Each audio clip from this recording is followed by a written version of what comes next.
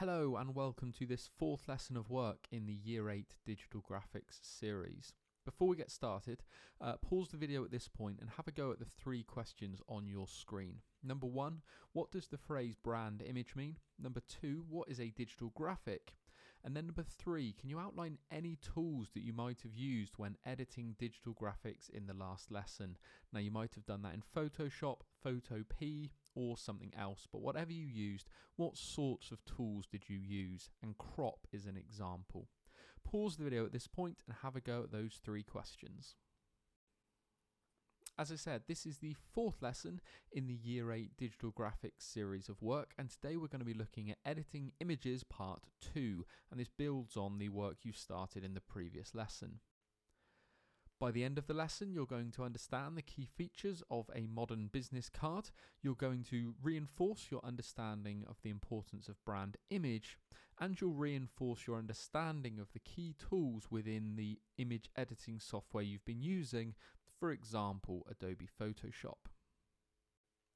So before we start, we're going to be looking at the idea of business stationery and what business stationery means. Modern businesses reinforce their brand image with a range of consistently designed documents, and these are called business stationery. Now that might include things like the business cards, letterheads, compliment slips, customized notepads and pens, and many other bits of stationery. All of those are designed to meet the brand image, and that idea of brand image we discussed in lesson 1. If you think about Coca-Cola, for example, their cans are designed in exactly the same way as the Coca-Cola lorry we might see at Christmas. It's the idea of brand image, the design being very consistent across a range of products. So here is an example of some business stationery that if you were going to launch your own business, you might want to make consistent so that everything looked the same. We've got things like the letters on the left-hand side, but then also things like the business cards, the mugs, the office clock, and all of those things are designed in a very consistent way with a set brand image that all of them follow. That's all to do with reinforcing the brand image in everything that a customer might see when they visit a company. Business cards are a really key element of a company's business stationery. Okay, and those are normally used to provide contact details for a key employee.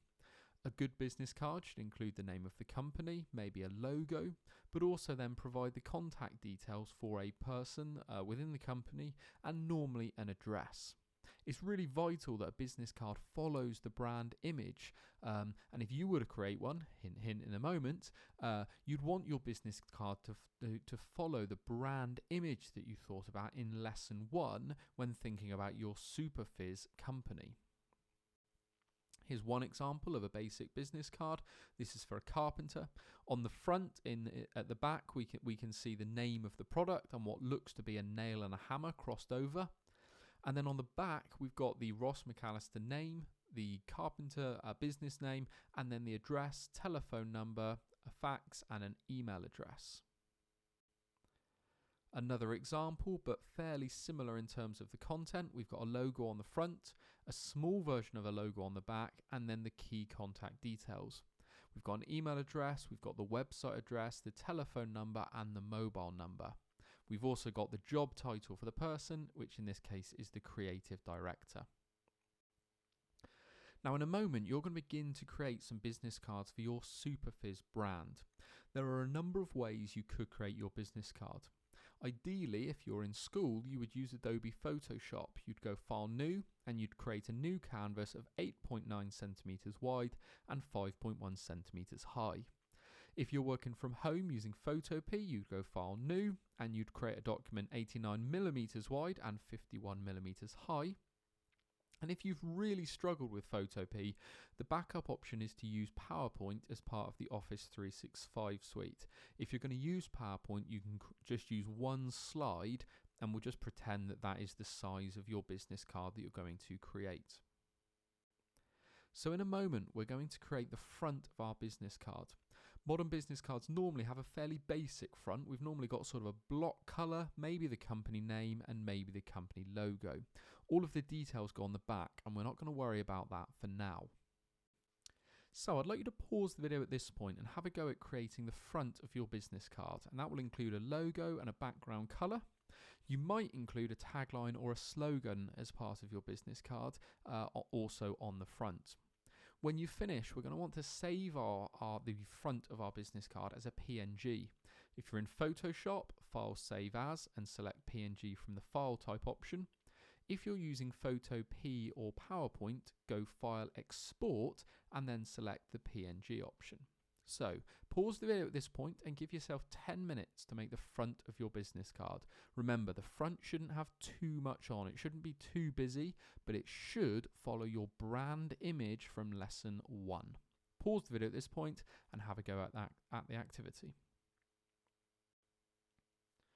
So we're now ready to create the back of our business card. The back of the business card is going to be much more detailed than the front. It's going to need to include the name of the company, maybe the name of the employee, the address, and some contact details. You might also include an email address or maybe some social media usernames to follow, for example, for their Facebook page. Now, the contact details we're going to use are going to be entirely made up. Please don't put your own address or your own phone number on your work. We can just make that up. If you're struggling, look up the school's address online and you can use the school's contact details for your business card. So I'd like you to pause the video at this point and have a go at making the back of your business card. You'll need to create another new canvas in Photoshop or PhotoPea, or create a new slide if you're using PowerPoint. Try and include as many of the details as you can, and remember, when you finish, you need to save your work as a PNG ready to upload onto Google Classroom. Pause the video at this point and give yourself about 15 minutes to make the back of your business card. So hopefully you've now created the front and the back of your business card, and you've got something like the one displayed on your screen now, which is a fairly basic but fairly well designed example.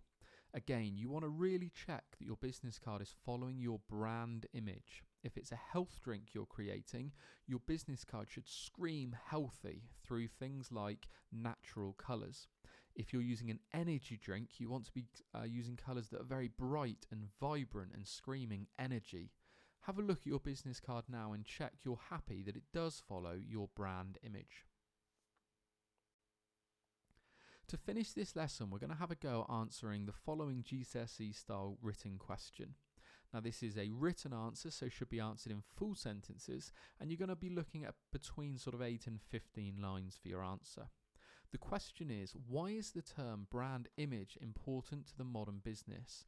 Use examples in your answer. Give that one a go, and I'm going to put an example answer up in sort of 10 seconds or so. So pause the video at this point, have a go at that answer between 8 and 15 lines, and see if you could give yourself 6 marks.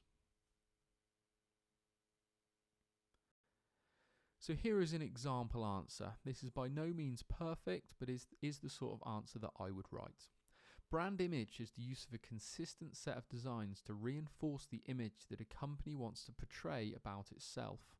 Apple, for example, have built a brand image around luxury and slick design, while Lidl has built a brand image around value and low prices. Brand image can be portrayed through things like business cards, letterheads, and product packaging. It's important that these things are consistent so that customers can easily recognize a product as being part of a given brand. iPhones, for example, would sell much less well if they weren't part of the Apple brand, as it's the Apple brand that really attracts users in. Brand image is really important to help market and sell products effectively. Clothes are a prime example where people are happy to pay over double the price to have a labelled brand, even though the clothes might be otherwise the same. Adding a Nike tick, for example, to a pair of tracksuit bottoms will double the price purely because of the brand image that Nike have built up about themselves. That's the sort of answer you may have given. I'd give myself probably 2 marks per paragraph there, so would certainly be meeting the 6 marks that I was aiming for. Have a look at yours and update it if you need to. So hopefully you can now understand the key features of a modern business card. You've reinforced your understanding of why brand image is really important, and you've had another go at using those key tools within the image editing software that you're using. As always, if you have any questions, please post those either into Google Classroom or into the comments section below. Thank you very much for watching.